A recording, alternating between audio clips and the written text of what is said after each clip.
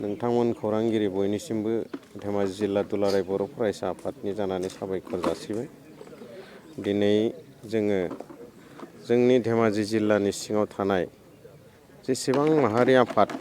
दङ बे माहारियारि आफादफोरनि दैदेनगिरिफोरखौ लानानै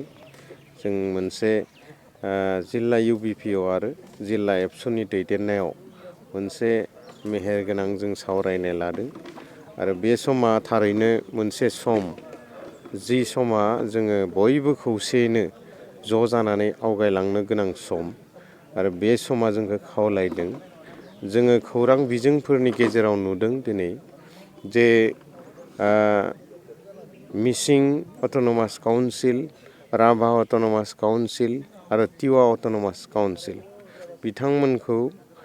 बिथांमोननि काउन्सिलखौ दिनै आसाम सरकारा मिरु सरकारनिसिम सांबिधानिक मोनसे मर्यादा बिथांमोननो होनांगौ होननानै दा बेखौ नुनानै जोंबो धेमाजि जिल्ला दुलाराय बर' फरायसा आफाद आरो जोंनि खौसेथि बर' सुबुं आफाद धेमाजि जिल्लाया मोनसे बे बिजोंखौ नुनानै जिहेतु जोंबो मिसिं अट'नमास काउन्सिलनि सिङाव थानाय बर' माहारि जोङो लखिमपुर आरो धेमाजिया मैखोमैनो दा बेखौ नुनानै जोंबो मोनसे साननो गोनां बाध्य जादों जे जुदि बिथांमोना सांबिधानिक मर्यादा मोननांगौ बेवहाय जोंहा बुंनो गोनां बाथ्रा गैया, साननो गोनां बाथ्रा गैया। बिथांमोना सांबिधानिक मर्यादाखौ मोनथों। नाथायबा जोंहाबो बुंनो गोनां मोनसे थाबाय, सांबिधानिक मर्यादानि गेजेरजों जोंनि BKWSनि गामि सोसननाय एबा भिलेज नटिफिकेसनखौबो बानायना होनांगौ। बियो मानो जायाखै? दा बेयो जोंनि गेजेरावबो साननो गोनां मोनसे बाथ्रा जानानै फैदों। दा बैखौ नोजोर लानानैनो आरोबाव फैबाय थानाय जि MP इलेक्सन, बे MP इलेक्सननि सिगां बा जोंनि BTRनि एकर्ड बायदियै 2024 मायथाइनि सिगांनो जोंनि जि एकर्डनि दफाफोर बे दफाफोरखौ मावना होगोन होननानै जि कमिटमेन्ट होखानाय दंमोन भारत सरकारनि, बे कमिटमेन्टफोरखौ थारैनो बोरै मावफुंमारगोन? जोङो BKWSनि सिङाव थानानै जोंनि जि मोन्थाय, जोंनि जि रांबावजा, जोंनि जि भिलेज नटिफिकेसननि बाथ्रा, जोंनि जि बियाबनि बाथ्रा, बे बाथ्राफोरा बै गुबुन मिसिं अट'नमास काउन्सिल, बै टिवा अट'नमास काउन्सिल, बे राभा अट'नमास काउन्सिलफोरखौ जेरै मर्यादा हिसाबै मोनहोनो थाखाय मिरु सरकारनिसिम हरदों, जोंनिखौ मानो सांबिधानिक हिसाबै आसाम सरकारा मानो दाबो जोंनि बे भिलेज नटिफिकेसनखौ बानायाखै? दा बैफोरखौ जोङो बोरै बानायहोनो हागोन? माबोरै प्रेसार होयोबा जोंहा जागोन आरो जोंनि भबिष्यता मा जागोन? दा दिनै राभा अट'नमास काउन्सिलनि सिङाव थानाय बर'फोरखौ लानानै आसाम सरकारा बायदि खैसार खालामदों। दा जोंबो धेमाजि जिल्ला, लखिमपुर जिल्लाया मिसिं अट'नमास काउन्सिलनि सिङाव थानानै जोंबो खैसार बानायजागोन नामा? बैफोर बाथ्राफोरखौनो नोजोर बोनानै दिनै गुवार भाबै सावरायनानै जों मोनसे थि थांखि लानो थाखाय दिनै मोनफ्रोमबो माहारियारि आफादखौनो लिंहरनानै जोङो बेवहाय सावरायनाय जादों बे सिमेन्ट सानजारि नोगोराव। दा बेवहाय जोंनि गासैबो आफादनि दैदेनगिरि, जोंनि जिल्लानि सिङाव थानाय मेलेमजिबि, जोंनि जिल्लानि सिङाव थानाय जेसेबां माहारियारि आफादनि मिरु जिल्ला आरो दखरानि दैदेनगिरि बिथांमोन दङ, बिथांमोनखौ लानानै दिनै गुवार भाबै सावरायनाय जादों आरो नांगौ जायोबा जोङो प्रेस मिटनि गेजेरजों फैबाय थानाय समफोराव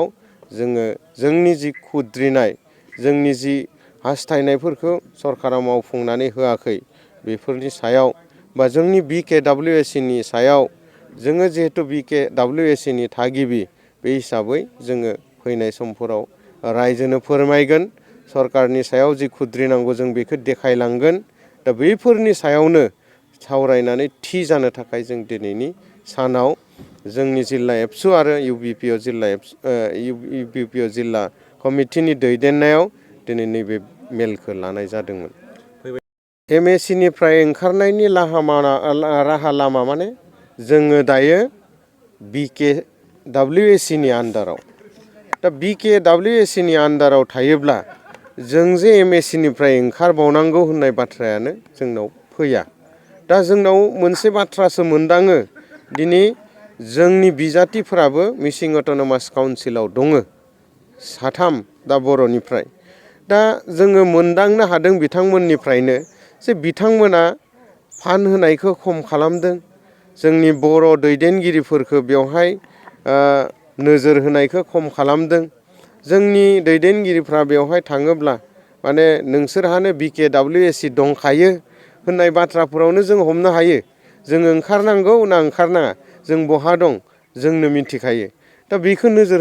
होयोबानो जोङो मिन्थिखायो जे जोङो बेनिफ्राय ओंखारनांगौ होनलायनाय बाथ्रा गैया बिथांमोना गावसोरनो जेन जोंखौ आलादा खालामना दोननाय बायदि जों नुयो नाथायबा जोङो नोजोर होगासिनो दं बिथांमोना जोंखौ लानानै मा खालामनो सानदों आरो इयुनाव मा मावहैगोन दा बेनिखायनो दिनै जों नैबे मेलखौ लिंनानै बा नैबे मेलाव सावरायनानै जोङो इसिङारि हिसाबै गोख्रोङै खौसेथि जानानै इयुनाव खामानि मावलांगोन बे नोजोरखौ लानानैनो दिनैनि सावरायनायखौ लानाय जादों। गिबियावनो धेमाजि जिल्ला खौसेथि बर' सुबुं आफाद आरो लोगोसे धेमाजि जिल्ला दुलाराय बर' फरायसा आफादनि जानानै बयनिसिमबो गोजोननायखौ जासिग्रोबाय दिनै खोब मोनसे गोजोनथाव मोनसे हाबाफारि दिनै जोंनि धेमाजि जिल्लानि सिङाव थानाय जोंनि गासै माहारियारि आफादफोर जेरै जोंनि बर' थुनलाइ आफाद आरो जोंनि खौसेथि बर' सुबुं आफाद बर' फरायसा आफाद आइजो अनसाय आफाद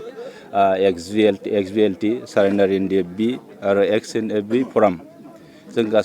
लोगोसे जोंनि धोरोमारि गौथुमफोर गासैबो जों ज' जानानै दिनै जोङो सावरायदों जे जोंनि जि BTR एकर्डजों फैफानाय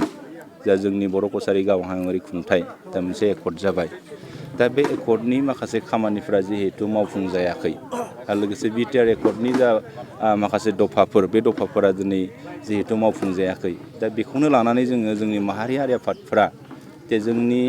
बर' माहारिनि गेजेराव जे जों गावजों गावनो जिहेतु एना एनि जाबाय थादों दा दिनै जोङो नुदों दा जोंनि एकर्डखौ मावफुंनो गोनां जायोब्ला बा एकर्डखौ जोङो इमप्लिमेन्ट खालामनो गोनां जायोब्ला जोंनि साफ्रोम जोंनि माहारियारि आफादफोरनि दैदेनगिरि बिथांमोन जोङो दिनै खौसे जानांगोन आरो लोगोसे जोंनो बेखौ दिनै खावलायगोन जे जोङो दिनै BTRनि सिङाव थानाय जे जोंनि हाग्रामा महिलारि आरो लोगोसे प्रमद बर' मानगोनां बिथांमोन दिनै गावजों गावनि गेजेराव दिनै एना एनिखौ जों नुदों दिनै जों बे समाव खावलायगोन जे जोङो थांनाय बोथोरफोरनि जा जोंनि गेजेराव गावजों गावनि गेजेराव जोङो एना एनिखौ गारनानै दिनै नैबे अलखद समाव जे जोंनि BTR जि एकर्डनि दफाफोर बे दफाफोरखौ मावफुंनायाव जाहाथे बिथां दैदेनगिरि बिथांमोना जाहाथे ज' जानानै जोंनि BTR एकर्डनि जा दफाफोर बेखौ मावफुंनांगौ आरो लोगोसे जोंनि बर' कसारि गावहाङारि खुंथाइनि जा भिलेज नटिफिकेसनखौ खालामनाय दा भिलेज नटिफिकेसनखौ थाबैनो खालामनानै जा जोंनि रां बावजा बे रां बावजाखौ दिनै बारायनानै होनांगौ दा बेखौ जों लानानै जोङो दिनै धेमाजि जिल्लानि सिङाव थानाय जोंनि मोनफ्रोम माहारियारि आफादफोरा दिनै जथायै जोङो खावलायदों जाहाथे जोंनि बर' माहारियारि अर्गेनाइजेसनफ्रा आफादफोरा जाहाथे ज' जानानै जों खामानि मावनो हायो आरो जोङो धेमाजि जिल्लानि जानानै जोङो जोंनि दैदेनगिरि बिथांमोनखौ बेनि गेजेरजोंनो मिडियानि गेजेरजों खावलायदों जाहाथे जोङो ज' जानांगौ ज'यैनो जों खामानि मावनांगौ जों ज'यै थायोब्ला जोंनि डेभेलपमेन्टआ जागोन आरो जोङो गावस्रानानै जुदि खामानि मावोब्ला जोङो हयथ' मोनसे समाव जोबस्रांनो हागौ दा बेनिखायनो जों खावलायदों जाहाथे जोङो ज' जानो हायो बा ज' जानो थाखाय जों साफ्रोमबो जोंनि दैदेनगिरि बिथांमोनखौ जोङो धेमाजि जिल्लानि जानानै खावलायदों बेजों लोगोसेनो जोङो दिनै गोदान बोसोर 2024 गोदान बोसोरनि जोङो दिनै जोंनि गासै जोंनि सुबुं माहारिनो जोङो अननाय सिबिनाय आरो जोङो मोजां हामलायनायखौ जासिहरदों लोगोसे मागो दमासिनिबो जोंनि गासै सुबुं माहारिनो अननाय सिबिनाय आरो खुलुमनायखौ जोंनि धेमाजि जिल्लानि जानानै बे समाव जोङो साफ्रोमनोबो जासिहरबाय। बाजाज बाइक लानो गोसो गुदुं सुबुंफोरनि थाखाय गाहाम खौरां। माग बिहु फोरबोआव लाबोदों क'क्राझार सहराव थानाय दावहारु अट' एजेन्सिया फैगौ 15, 16 आरो 17 जानुवारियाव माग बिहु अफार्स आरो लोगोसे मेगालन आरो एक्सचेन्ज मेला होगासिनो दं। बायगिरि बिथांमोना एसेल' बिबांनि रां होग्रोनानै गाव गावनि लुबैनाय बाइकखौ बायनो हागोन। दावहारु अट' एजेन्सिया बायगिरि बिथांमोननो लवेस्ट डाउन पेमेन्ट होनानै बाइक लानो हागोन। नोंथांमोना क'क्राझार सहराव थानाय दावहारु अट' एजेन्सि श'रुमजों लोगोसे कारिगाव फेस्टिभ आउटलेट आरो दतमा फेस्टिभ आउटलेट आरो बडगाव फेस्टिभ आउटलेट ब्रान्च श'रुमावबो होबाय थानाय माग बिहु अफार्स आरो लोगोसे मेगालन आरो एक्सचेन्ज मेलायाव फैनानै नोंथांनि लुबैनाय बाजाजनि बाइकखौ लांफैनो हागोन। बाजाजनि बाइक सालायनो मोजां मोनग्रा रायजो राजाफोरनो दावहारु अट' एजेन्सि श'रुमा लोगोसे मोजां अफारफोरबो लाबोदों। बेफोरनो जाबाय 5 लिटार पेट्रल फ्रि, गंनै हेलमेट फ्रि, बाइक बायगिरिफोरनो फ्रि एसेसरी गिफ्ट हरनाय जागोन आरो एक्सचेन्ज खाबुआबो एभेलेबल जागोन। मोजां खाबुबो होबावदों। 500 रां होग्रोनानै गोसोबायदि बाइकखौ आवग्रिना दोननो हागोन। आबुङै मिथिबावनो थाखाय 6003 99187 8822 01819 93 जानबुं नाम्बाराव खौरां लाहरनो हागोन।